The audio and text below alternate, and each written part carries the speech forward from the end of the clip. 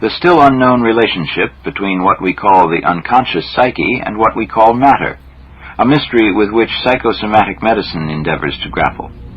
In studying this still undefined and unexplained connection, it may prove to be that psyche and matter are actually the same phenomenon, one observed from within and the other from without. Dr. Jung put forward a new concept that he called synchronicity. This term means a meaningful coincidence of outer and inner events that are not themselves causally connected. The emphasis lies on the word meaningful.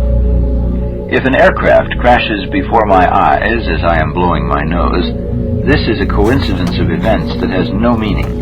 It is simply a chance occurrence of a kind that happens all the time. But if I bought a blue frock and by mistake the shop delivered a black one on the day one of my near relatives died, this would be a meaningful coincidence. The two events are not causally related, but they are connected by the symbolic meaning that our society gives to the color black. Wherever Dr. Jung observed such coincidences in an individual's life, it seemed, as the individual's dreams revealed, that there was an archetype activated in the unconscious of the individual concerned. To illustrate this by my example of the black frock, in such a case, the person who receives the black frock might also have had a dream on the theme of death. It seems as if the underlying archetype is manifesting itself simultaneously in inner and external events.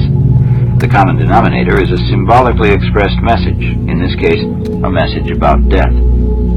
As soon as we notice that certain types of event like to cluster together at certain times, we begin to understand the attitude of the Chinese, whose theories of medicine, philosophy, and even building are based on a science of meaningful coincidences.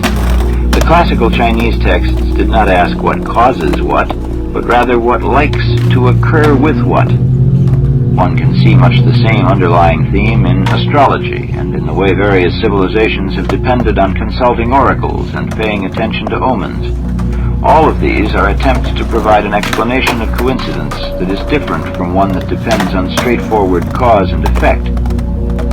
In creating the concept of synchronicity, Dr. Jung sketched a way in which we might penetrate deeper into the interrelation of psyche and matter, and it is precisely toward such a relation that the symbol of the stone seems to point.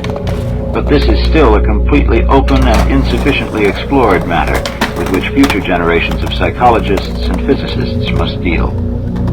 Synchronistic events almost invariably accompany the crucial phases of the process of individuation, but too often they pass unnoticed because the individual has not learned to watch for such coincidences and to make them meaningful in relation to the symbolism of his dreams.